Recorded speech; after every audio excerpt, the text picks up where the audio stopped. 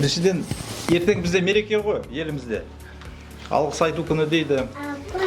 Енді бұл күні біз осы еңбекқорлықтың, адамгершіліктің, отансүйгіштіктің үлгісіне айналған осы қазақстандықтарды құттықтаймыз. Қазақстанымызды сақтасын. 58 жыл болды бірге тұрғанымызға.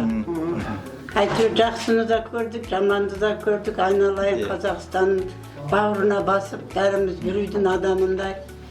Бірінші келгенде 4-5 жасым, мен 1 жасында келдім. 4-5 жасында бір кемпірдің үйінде тұрдық. Талқан беретін, айран беретін, әйтеуір өз баласынан бөлмейді.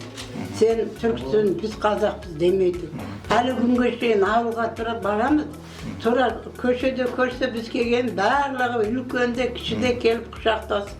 Кәдімгі мына иждемене сияқты бір-бірімізді күтеміз. Кстати, у вас тоже какие-то идеи там, да, были там?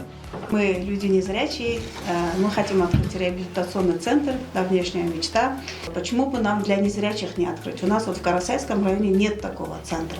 Я думаю, мы поддерживаем. Единственное, там по помещению нужно будет посмотреть. Ну, с помещением мы вроде как бы решили. Сейчас вот эту идею, если реализовать, я думаю, вокруг нее потом будут нарастать. Да, на самом деле, то есть можно уже своего рода находить какие-то точки соприкосновения. Есть стихотворение, посвященное нашим родителям, 1944 году, «Репрессии» называется. Если можно, мой племянник зачитает.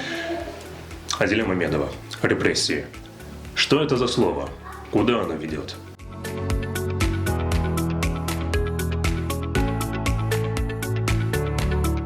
Ведь встретил его здесь казахи, наш братский народ.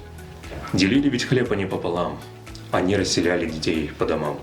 Никто не делил на чужих и своих, лишь горе делили, а я посвятила им стих.